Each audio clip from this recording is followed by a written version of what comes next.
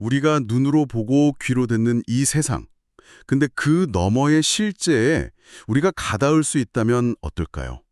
오늘은 루돌프 슈타이너가 1921년에 오슬로에서 강연했던 더 높은 세계의 실제성 기록을 한번 깊이 들여다보려고 합니다. 이 강연에서 나온 어떤 핵심 통찰들을 함께 파헤쳐보죠. 네, 슈타이너의 주장은 사실 당시로서는 꽤나 혁신적이었죠. 인간에게는요, 어떤 훈련을 통해서 감각 너머의 영적인 실제를 인식할 수 있는 능력이 잠재되어 있다는 거니까요.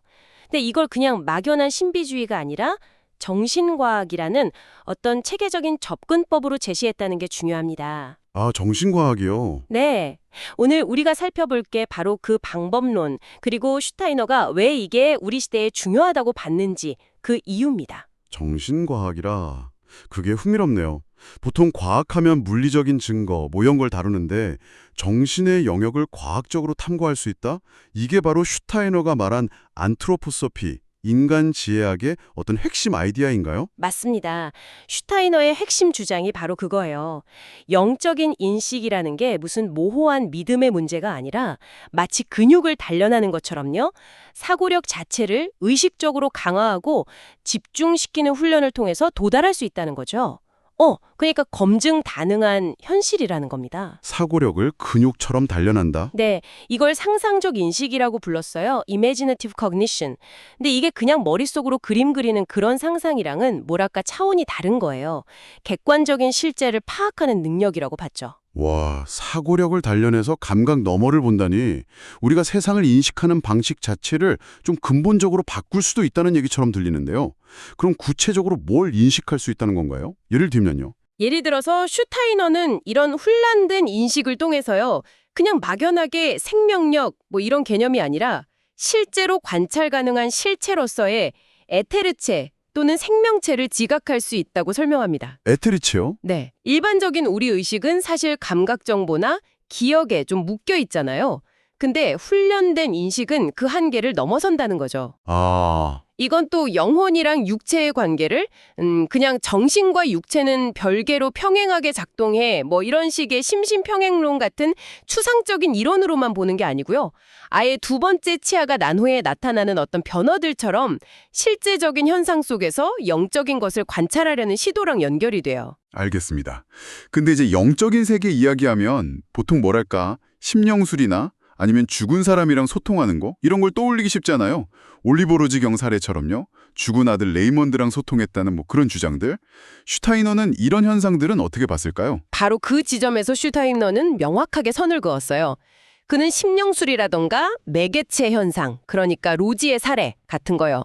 혹은 뭐 슐라이크 박사가 언급했던 환자의 자기 암시로 인한 죽음 같은 그런 사례들에만 의존하는 걸 상당히 비판적으로 봤습니다. 아, 비판적으로 봤군요. 네, 그런 형상들이 때로는 미래를 본다거나 예지, 멀리 있는 걸 안다거나 제2의 시각 하는 다른 종류의 심령 능력일 수는 있지만 그게 반드시 불멸하는 영적 자아를 직접 인식하는 상상적 인식과는 다르다고 주장했죠.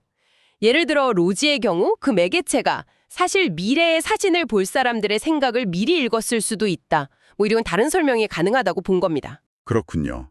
그러니까 슈타이너가 말한 영적 인식이라는 건 그런 어떤 초자연적인 현상 쇼 같은 게 아니라 훨씬 더 근본적인 능력 개발, 여기에 초점이 맞춰져 있다는 거네요. 정확합니다. 그럼 그 목적은 뭔가요? 그냥 개인적인 깨달음, 그걸로 끝인가요? 아니요, 개인적 깨달음을 넘어서는 데 목적이 있었어요. 슈타이너한테는 이 영적 인식 능력의 회복이 곧 문화 전체를 새롭게 하는 길이었거든요.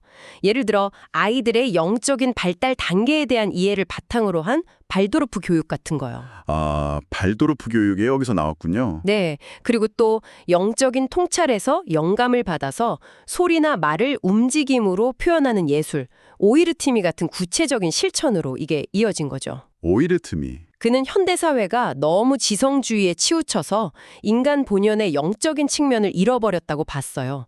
그래서 이 영적 인식을 되찾는 것이야말로 인간을 다시 발견하는 길이라고 믿었던 겁니다. 자, 정리를 좀 해보면요.